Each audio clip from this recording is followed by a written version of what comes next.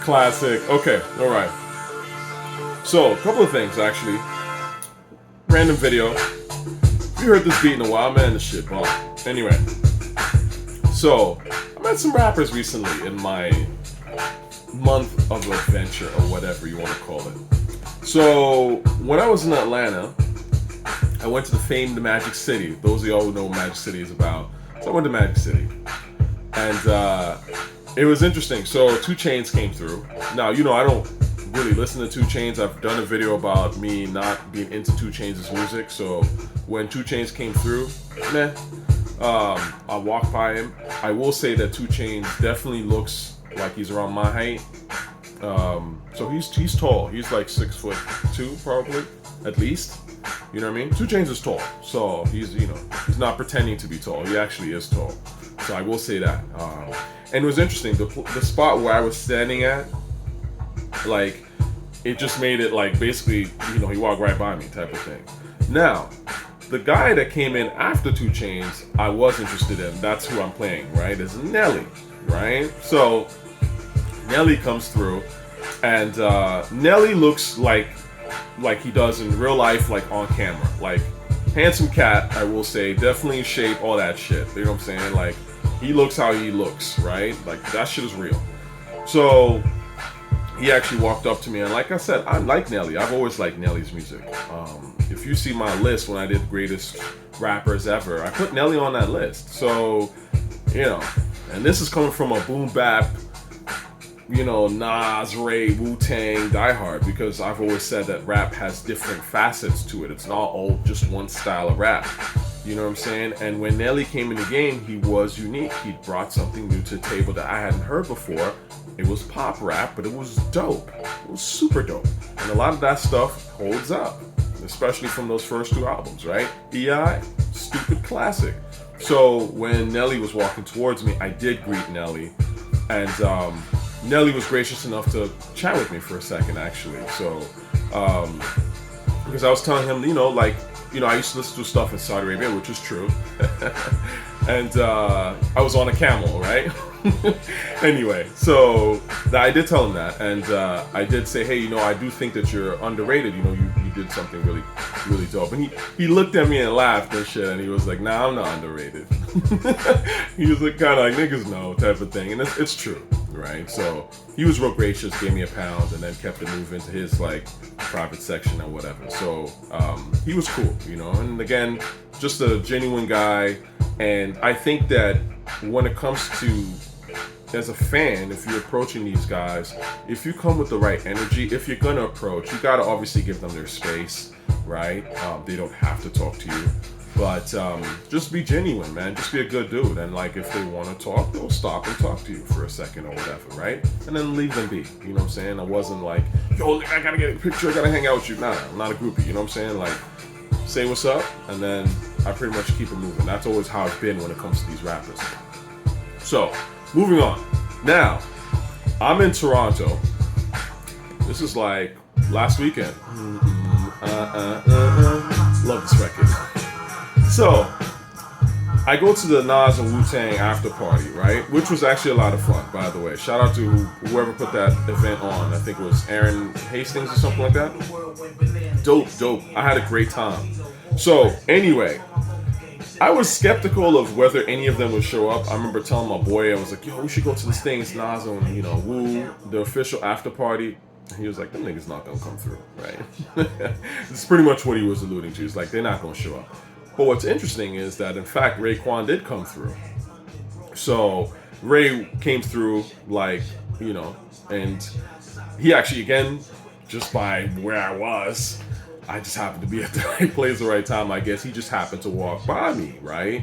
And obviously, I'm a Ray fan. I'm a Wu-Tang dude. Ray is like, one of my favorite rappers ever. So when Ray was coming through, I was like, oh man, what's up, man, Mr. Mount Olympus or some shit. I think I always said Mr. White Cloud Olympus. Now I don't know if he heard that, he probably did, but he stopped and he looked at me and he was like, what up, type of thing. So he was friendly. He was a good dude. And again, like, just said, look, man, your whole shit, you know, inspired by you, which is true. I mean, that's not no dick rider shit. That's just the reality of the matter. I'm a big Wu-Tang fan. I'm a big Ray fan. I listen to Ray's shit a lot. So, you know, and again, he was very, very gracious and, you know, shook my hand and, you know, walked over to his special section or whatever.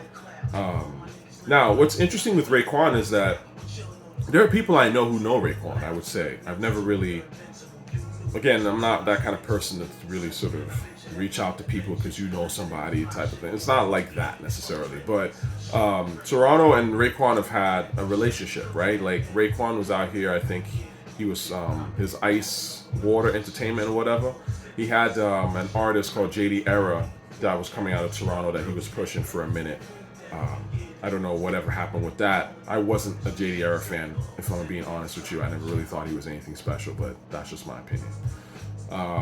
Now, so that's Ray. So Ray comes through, and then would you believe it? Like not even like I felt like 10 minutes later, some shit. Then this dude comes through.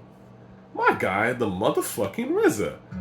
Can you believe that shit? I was actually kind of shocked that RZA was even there, to be honest with you. Now, again, RZA walks right by me. You know, I mean, that one was a little kind of shocking to me because, like, I've gotten a lot. People say I look like the RZA. I've heard that before. And it's interesting because even when I've rapped, I sound like the RZA. And this is, like, unintentional, I would say. But obviously, RZA is somebody that I have a massive respect for, and I'm super inspired by, you know, the anime, the martial arts. I'm very much that kind of guy. So when RZA was coming through, it was just like, it's like almost like looking at an older brother to a certain degree. You know what I mean? To a certain extent. So anyways, you know, same kind of deal. You know, I shook his hand. He was, you know, he was gracious. You know, decent guy. So, yeah, man, you know, RZA was fascinating in a sense because he was bigger than I expected.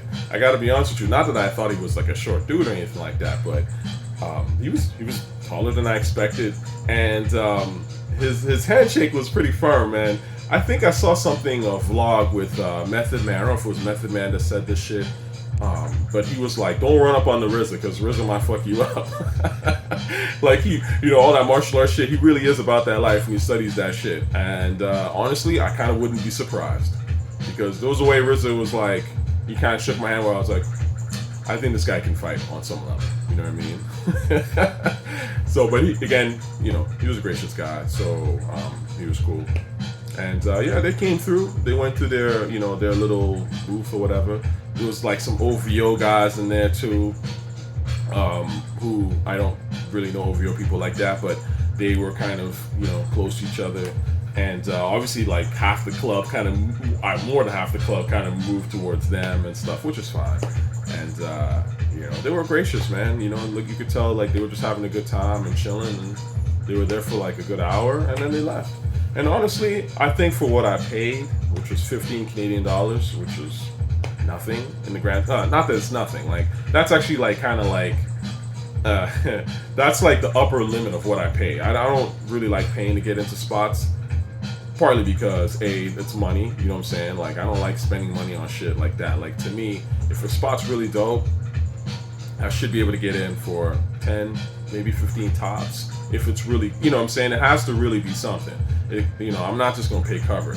And in fact, my experience is a lot of times the places that charge cover, that charge especially the higher the cover, I almost find that the experience for me is diminished. You know what I'm saying? Because it's like the music is less interesting. Yeah, there might be girls, but again, it's like it's a different kind of crowd. You know what I'm saying? Like I'm a dive bar type of dude. You know me, I'm a raw nigga, man. So I like, you know, stuff towards the cheaper end. Call it what you want. Niggas is broke. I'm broke. Niggas is broke. You know what I'm saying?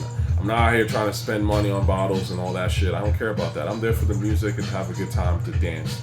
That's it. You know what I'm saying? So, like, really, what are you going to pay? You know, I'm going to pay more than $15, $20 to get in here just to have some good music. And I'm going to buy drinks on top of that?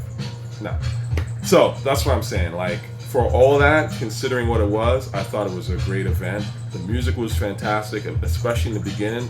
The DJ was really playing some hot shit, you know what I'm saying? So, I liked it a lot, man. That's my experience. It's been a charming kind of month, you know what I mean?